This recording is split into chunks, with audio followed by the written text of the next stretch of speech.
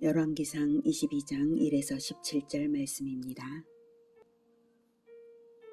22장 아람과 이스라엘 사이에 전쟁이 없이 3년을 지냈더라. 셋째 해에 유다의 여호사밧 왕이 이스라엘의 왕에게 내려가매 이스라엘의 왕이 그의 신하들에게 이르되 길르앗 라못은 본래 우리의 것인 줄을 너희가 알지 못하느냐?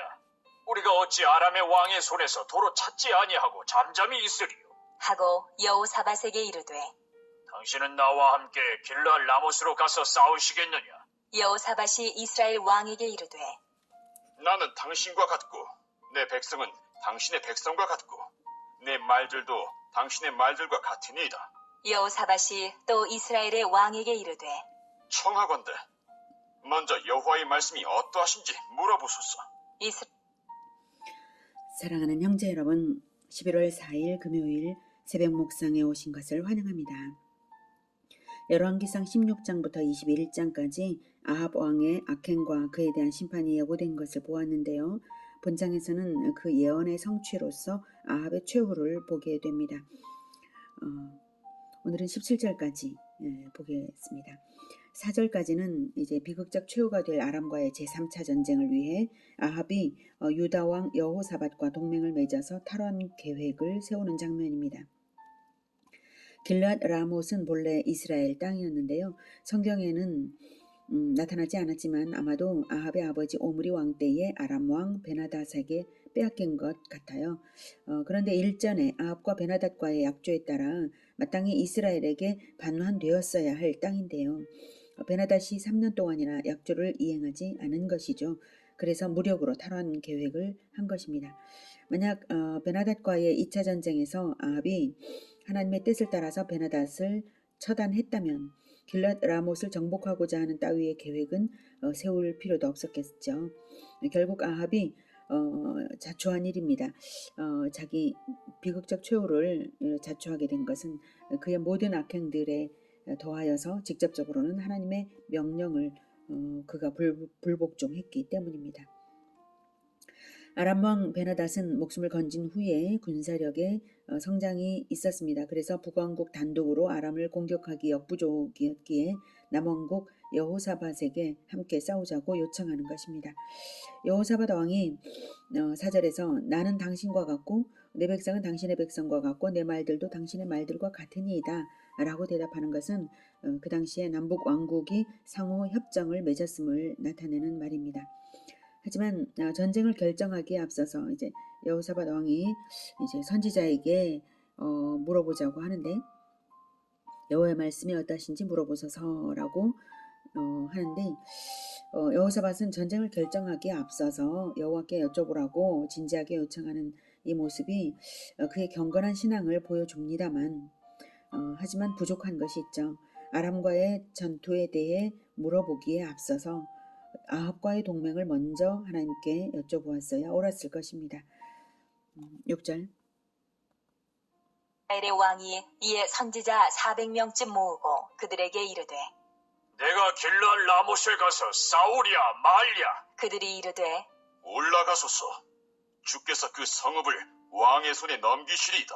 여호사밧이 이르되 이 외에 우리가 물을 만한 여호와의 선지자가 여기 있지 아니하니까. 이스라엘의 왕이 여호사밧 왕에게 이르되 아직도 이물라의 아들 미가야 한 사람이 있으니 그로 말미암아 여호와께 물을 수 있으나 그는 내게 대하여 길한 일은 예언하지 아니하고 흉한 일만 예언하기로 내가 그를 미워하나이다. 여호사밧이 이르되 왕은 그런 말씀을 마소서. 대아람전 출전에 앞서서 여호와의 선택을 묻는 장면인데요. 6절에 선지자 400명이 선지자 400명이 어떤 사람들인가 하는 것은 이제 맥락을 통해서 추측할 수 있는데요. 우선은 그들이 소위 여호와의 선지자라는 명색은 가졌지만 참된 자들은 아니었습니다. 이미 참된 선지자들은 이세벨에게 의해 죽임을 당했거나 또 박해를 피하여서 오바디아의 도움으로 굴 속에 은거하고 있으므로 이 자리에 나올 수가 없죠. 아마도 과거 여로보암 때부터 금송아지 우상 숭배를 여호와의 이름으로 했던 영향이 여전히 있었을 것이므로 그런 혼합주의자들이었고요. 아마도 아합의 후원을 받는 자들이었을 것으로 봅니다. 그들은 왕이 원하는 대답을 했습니다. 올라가소서. 주께서 그 성읍을 왕의 손에 넘기시리이다. 경건한 여호사밧은 어쩐지 그들의 예언이 진실치 못하게 느껴졌는지 이외에 우리가 물을 만한 여호와의 선지자가 없냐고 요청을 합니다. 아합은 자신의 구미에 맞는 예언을 안 한다는 이유로 미워하는 선지자 미가야가 있다고 합니다. 미가야에 대해서는 이제 성경에 특별한 정보가 없어서 알 수는 없는데요. 아합의 우상숭배 정책에 동조하지 않은 그러한 꼿꼿한 선지자입니다. 자, 9절. 이스라엘의 왕이 한네시를 불러 이르되 이물라의 아들 미가야를 속해 오게 하라. 하니라. 이스라엘의 왕과 유다의 여호사밧 왕이 왕복을 입고 사마리아 성문 어기 광장에서 각기 왕좌에 앉아 있고 모든 선지자가 그들의 앞에서 예언을 하고 있는데 그나아나의 아들 시드기야는 자기를 위하여 철로 뿔들을 만들어 가지고 말하되 여호와의 말씀이 왕이 이것들로 아람 사람을 찔러 진멸하리라 하셨다. 하고 모든 선지자도 그와 같이 예언하여 이르기를 길르앗 라못으로 올라가 승리를 얻으소서. 여호와께서 그 성읍을 왕의 손에 넘기시리이다. 하더라. 네, 아합 측근의 거짓 선지자 시드기야가 거짓 예언으로 아합의 출전을 적극 후원하는데요. 철로 뿔들을 만들어 이제 했습니다. 즉 뿔은 힘과 권세를 상징하고요. 당시 철보다 강한 금속은 없었으므로 막강한 힘을 상징한 것입니다. 고대 근동에서는 머리 장식의 하나로 높은 뿔을 만들어 씀으로써 자신의 능력과 막강한 권세를 과시하려는 자들은 그리 했었기에 시드기야가 손쉽게 거짓 예언을 하는 도구로 사용할 수 있었습니다. 400명의 선지자들이 하나같이 여호와께서 그 성읍을 왕의 손에 넘기시리다라고 했으니 아합이 그들의 예언으로 만족하며 교만이 높아졌을 것입니다. 13절. 미가야를 부르러 간 사신이 일러 이르되 선지자들의 말이 하나같이 왕에게 길하게 하니 청하건대 당신의 말도 그들 중 한 사람의 말처럼 길하게 하소서. 네, 사신은 아마도 미가야의 신변을 염려해서 왕의 미움을 사지 않도록 하라는 권고를 하는 것 같습니다. 그 당시에 거짓된 종교인들이 일반적으로 하듯이 남들 다 하듯이 그렇게 하라는 것이죠. 14절. 미가야가 이르되 여호와께서 살아계심을 두고 맹세하노니 여호와께서 내게 말씀하시는 것 곧 그것을 내가 말하리라. 하고 이에 왕에게 이르니 왕이 그에게 이르되 미가야야, 우리가 길랄 라못으로 싸우러 가랴 또는 말랴? 그가 왕께 이르되 올라가서 승리를 얻으소서. 여호와께서 그 성읍을 왕의 손에 넘기시리이다. 왕이 그에게 이르되 내가 몇 번이나 내게 맹세하게 하여야 내가 여호와의 이름으로 진실한 것으로만 내게 말하겠느냐? 네, 미가야는 동일한 말로 예언을 합니다. 그러나 실은 왕의 질문을 조롱하는 의미였습니다. 미가야의 답변이 역설적이고 조소적인 것임을 아합이 눈치를 챈 것이죠. 아마 이제 말하는 뉘앙스에서 느껴지도록 아마 말을 한 것 같습니다. 그래서 아합이 미가야에게 진실을 말하도록 다그칩니다. 17절.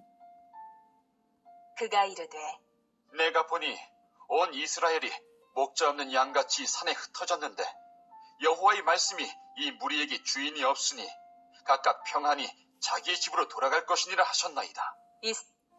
네, 온 이스라엘이 목자 없는 양같이 산에 흩어졌다는 것은 패배를 의미합니다. 목자가 없으므로 왕의 죽음 역시 암시되고 있습니다. 이 무리에게 주인이 없으니라는 말 역시 왕의 죽음을 말하는 것이죠. 각각 평안히 자기 집으로 돌아갈 것은 굉장히 역설적입니다. 전쟁에서 패배하고 아합 왕이 죽는 것이 오히려 이스라엘에게 평안을 준다고 하는 것이죠. 이 정도의 조소적인 역설의 말씀을 그대로 전한다는 것은 보통 용기로는 할 수 없는 일이죠. 하나님께서는 이미 미가야가 여기에 이 자리에 불려올 것을 알고 계셨기에 미리 미가에게 환상을 보여주시고 말씀해 주신 것이고요. 미가야는 자기가 보고 들은 그대로 전했습니다. 그러고 보면 처음에 말한 올라가소서라고 한 미가야의 말의 뉘앙스가 분명히 냉소적인 그러한 뉘앙스가 잘 나타났을 것이라고 느껴집니다. 그 말은 올라가소서 한 말은 결국은 출정하게 될 아합이므로 출정하여서 죽음을 당하라는 의미가 되는 것이죠. 자, 오늘은 여기까지 하겠습니다. 축복과 번영의 신학이라는 말 들어보셨습니까? 네, 그 400명의 선지자들이 바로 그런 걸 하고 있죠. 예, 축복과 번영의 신학. 목사들이 설교를 하되 회개하라는 설교가 대중이 듣기에 부담이 될 것을 염려해서 회개 촉구나 심판 경고는 하지 않고 축복과 번영만을 말하여 듣기 좋게 하는 것을 말합니다. 그런 것은 결코 진실이 아닙니다. 성경에서 축복과 번영만을 말하지 않았습니다. 축복과 저주 두 가지를 동시에 다 성경은 항상 말을 했고, 그리고 인간들이 많은 범죄를 저질렀고 하나님을 늘 배반해 왔었기 때문에 축복보다는 훨씬 더 저주와 심판의 경고와 회개 촉구가 훨씬 더 많은 것이 진실입니다. 축복과 번영만을 말해서 듣기 좋게 말하는 것은 결코 진실이 아닙니다. 사람들이 그것만을 듣고 싶다고 해서 그런 것만을 말하는 대로 찾아가는 것은 올바른 것도 아니고 분별력이 있는 것도 아닙니다. 시드기야와 400명의 선지자들과 다를 것이 무엇입니까? 말세에는 거짓 선지자들이 많이 나타난다고 예수님께서도 말씀하셨습니다. 그러니 오직 하나님을, 성경을 통하여서 하나님을 더욱 알아가면서 자립적인 신앙의 기본을 갖추고 분별력을 얻어서 거짓과 진실을 분별하는 우리 모두가 되기를 기원합니다. 기도하겠습니다. 하나님, 듣기 좋은 것만 말하는 자가 되지 않도록 주님 도와주시옵소서. 진실을 말함으로써 분별하게 하여서 진정 축복된 길로 갈 수 있도록 양떼를 이끄는 선한 목자와 같은 자가 되게 주님 도와주시길 원합니다. 하나님의 말씀이 없으면 흩어진 물이 목자 없는 양떼와도 같습니다. 하나님, 말씀을 늘 깨닫게 하여 주시고 말씀을 늘 잘 전하여서 오직 진리로 진실로서 말하게 하여 주시옵소서. 예수 그리스도 이름으로 기도드립니다. 아멘. 이어지는 시간은 개인 기도 시간입니다.